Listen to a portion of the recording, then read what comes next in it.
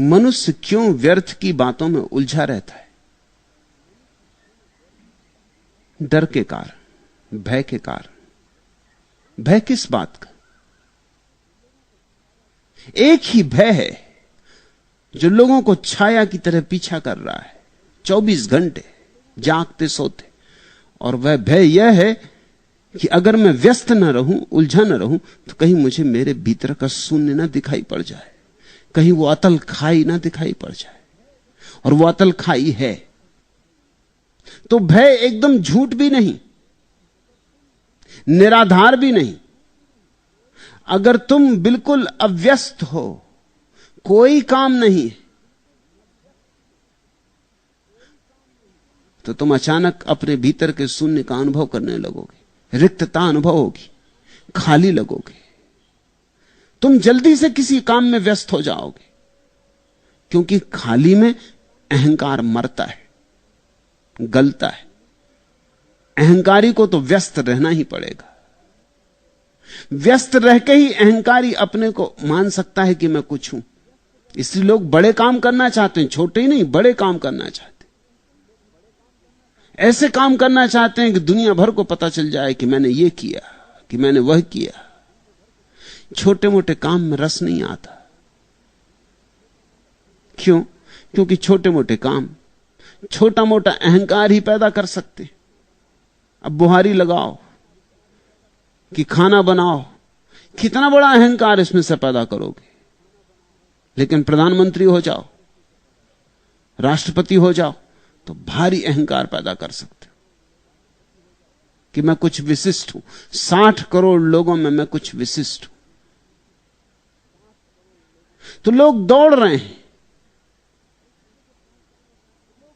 भाग रहे हैं, ऐसी जगह पहुंच जाना चाहते हैं जहां कुछ विशिष्ट काम में उलझ जाएं, अपने को भर लेना चाहते। मनस्विद कहते हैं कि जो आदमी जितना ही अपने भीतर की शून्यता से घबराया होता है, उतना ही पद लोलुप हो जाता है। भीतर जो लोग हीनता की ग्रंथि से पीड़ित होते हैं, वे लोग पद लोलुप हो जाते। पद की दौड़ हीनता का प्रक्षेपण है। जो व्यक्ति सचमुच ही भीतर हीनता से पीड़ित नहीं होता, वो पद की दौड़ में नहीं होता। उसे करना क्या है? वो जैसा है वैसा परम आनंदित है। उसका आनंद प्रधानमंत्री होने में नहीं है, न बहुत धन इकट्ठा कर लेने में, न बहुत यशस्वी हो जाने में। उसका आनंद तो वो जैसा है वैसे में ही है। इसी को तो कल रज्जब ने कहा, संतोष से दोस्ती करो। संतोष से दोस्ती कौन करेगा? वही कर सकता है जो अपने भीतर के शून्य के साथ राजी होने का साहस रखता हो। और यह बड़े से बड़ा साहस, दुस्साहस है। इस जगत में और कोई साहस इतना बड़ा नहीं कि तुम खाली बैठ जाओ। ध्यान में बैठने से बड़ा कोई साहस नहीं है। तुम थोड़ा सुनोगे तो तुम चौंकोगे, तुम कहोगे इसमें क्या बड़ा साहस। एक आदमी पालथी मार के आंख बंद किए बैठ गया घड़ी भर, इसमें साहस क्या है? साहस तलवार उठाने में नहीं, तलवार उठाने में कुछ साहस नहीं। ये जो घड़ी भर आदमी शांत होकर बैठ गया ना कुछ करने, शून्य होकर, इसमें साहस है। क्यों? क्योंकि यहां जैसे जैसे भीतर उतरेगा, जैसे जैसे कृत्य का जगत छूटेगा, विचार का जगत छूटेगा। क्योंकि विचार भी सूक्ष्म कृत्य है, वो मन का कृत्य है। कभी तुम शरीर का काम करते हो, शरीर के काम से छूटे तो तत्क्षण मन का काम शुरू कर देते, मगर काम जारी रहता है। जब दोनों काम छूट जाते हैं तो फिर क्या बचता है? तुम ही नहीं बचते। इसलिए मैं कहता हूं यह साहस। ध्यान में उतर के पता चलता है कि मैं कभी था ही नहीं, मेरा होना भ्रांति थी, मेरा होना एक सरासर झूठ था, मैं हूं ही नहीं। हिम्मत है इस बात को अनुभव करने की कि मैं हूं ही नहीं। और जो ऐसा जानता है कि मैं हूं ही नहीं, वही जान सकता है कि परमात्मा है। तुम दोनों साथ साथ ना हो सकोगे। प्रेम गली अति सांकरी, तामे दो न समा है। या तो तुम या परमात्मा। तुम मिटोगे तो परमात्मा हो सकेगा।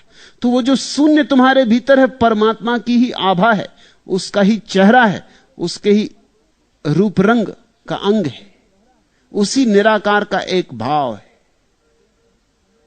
तुमने पूछा मनुष्य क्यों व्यर्थ की बातों में उलझा रहता है। अब सार्थक बातें रोज रोज खोजो भी कहां से? सार्थक बात ही क्या है? सभी बातें व्यर्थ की। सुबह से उठे अखबार पढ़ लिया, तुम सोचते हो कुछ सार्थक काम कर रहे हो।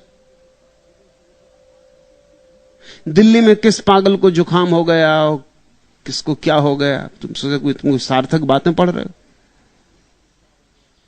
तुमको बड़ी काम की बातें पढ़ रहे हो।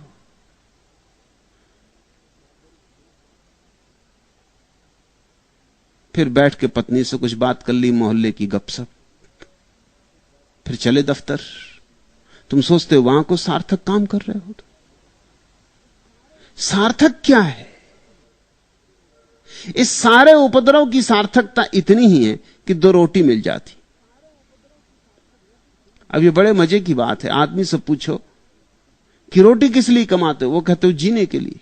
और उससे पूछो जीते किस लिए, वो कहता रोटी कमाने के लिए। ये कौन सी सार्थकता हुई? जीते इसलिए हैं कि रोटी कमाएं, रोटी इसलिए कमाते हैं कि जीना है। ये तो बड़ा वर्तुल हुआ, विशियस सर्किल हुआ, दुष्ट चक्र हुआ। इसमें सार कहां है? इसलिए जो बहुत बुद्धिमान है उनको यह बात दिखाई पड़नी शुरू हो जाती है कि तो सब असार है। उठे रोज सुबह, चले वही रोटी कमाने, सांझ फिर आके सो गए, सुबह फिर उठे, फिर चले रोटी कमाने। ऐसे ही आते जाते एक दिन समाप्त हो गए। पाया क्या? उपलब्धि क्या थी? हाथ क्या लगा? मृत्यु में जो बच सके वही सार्थक है। यह मेरी सार्थक की परिभाषा है। जिसको तुम मृत्यु में भी अपने साथ ले जा सको वही सार्थक है। और जो मृत्यु में तुम्हारे साथ न जाए, इसी तरफ पड़ा रह जाए, वो सार्थक नहीं। तुम्हारा पद पड़ा रह जाएगा, धन पड़ा रह जाएगा, नाम पड़ा रह जाएगा, मित्र परिजन सब पड़े रह जाएंगे। तुम जब जाने लगोगे अकेले, उस वक्त क्या तुम ले जा सकोगे? तुम्हारा बैंक बैलेंस? क्या ले जा सकोगे? उस वक्त ध्यान ही ले जा सकोगे, बस और कुछ ना ले जा सकोगे। तो ध्यान का अनुभव एकमात्र सार्थक अनुभव है। ये तो बड़ी उपद्रव की बात हुई, उल्टी बात हुई। तुम जो भी करते हो सब व्यर्थ है। वो जो कुछ घड़ियां ना करने में बीतती हैं वही सार्थक है, क्योंकि वही तुम बचा के ले जा सकोगे। मगर उन थोड़ी सी घड़ियों में जो तुम शांत हो जाते हो, कुछ भी नहीं करते, मौत का साक्षात्कार करना होता है। मौत और ध्यान बड़े एक जैसे। ध्यान करने वाला रोज मौत में उतरता है, रोज मरता है, क्योंकि रोज मिट जाता है, भीतर सन्नाटा हो जाता है। खोजने से भी नहीं पाता अपना आपा कि मैं कहां हूं। कोई आत्मा नहीं मिलती, कोई भीतर नहीं मिलता, सिर्फ सन्नाटा मिलता है। सन्नाटा रोज गहन होता जाता है, खाई रोज गहरी होती चली जाती और गिरता चला जाता है, और कहीं जगह नहीं मिलती जहां पैर टेक के खड़ा हो जाऊं। यही तो मृत्यु का अनुभव है। इसलिए जिसने ध्यान में बार बार मर के देख लिया, जब मृत्यु आती है तो वो घबराता नहीं, क्योंकि ये मृत्यु तो वो रोज ही देखता रहा है। इसलिए ध्यानी मृत्यु के क्षण में निश्चिंत भाव से जाता है। ये तो परिचित बात है, ये तो रोज का मामला है। इतना ही नहीं कि परिचित है, इतना ही नहीं कि रोज की जानी हुई बात है, यह भी उसका अनुभव है कि जितना गहरा इस शून्य में उतरो उतने ही आनंद का आविर्भाव होता है। इसलिए वो मृत्यु का स्वागत करता, अंगीकार करता, उसे आलिंगन करता है, अतिथि की तरह, मेहमान की तरह द्वार खोलता है कि आओ, बहुत प्रतीक्षा की है तुम्हारी।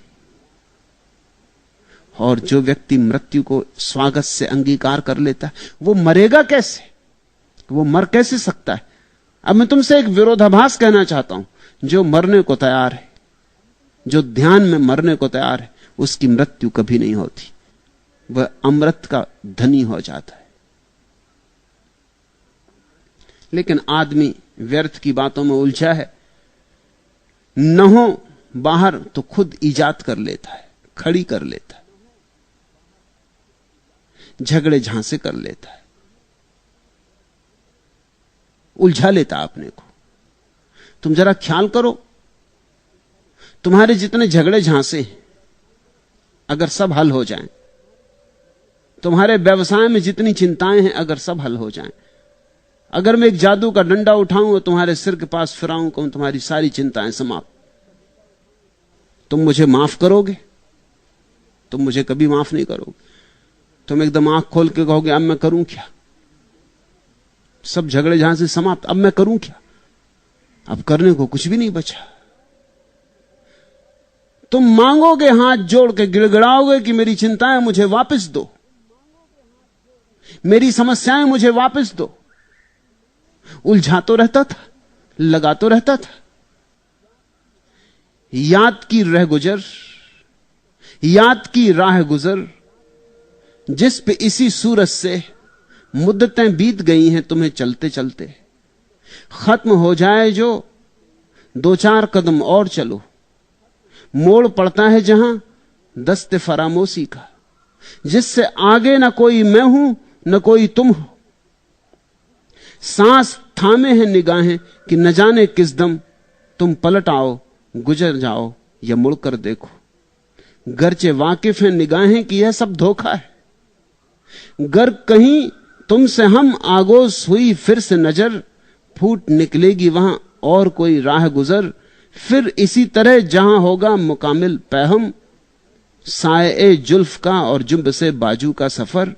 दूसरी बात भी झूठी है कि दिल जानता है, यहां कोई मोड़, कोई दस्त, कोई घात नहीं, जिसके पर्दे में मेरा माह रवां डूब सके। तुमसे चलती रहे यह राह यूं ही अच्छा है, तुमने मुड़कर भी ना देखा तो कोई बात नहीं। आदमी कल्पनाएं करता रहता है, कोई मेरे प्रेम में पड़ जाएगा, मैं किसी के प्रेम में पड़ जाऊंगा, आज धन नहीं है कल धन मिल जाएगा, आज पद नहीं है कल पद मिल जाएगा, और फिर सोचता है ना भी मिला तो कोई बात नहीं,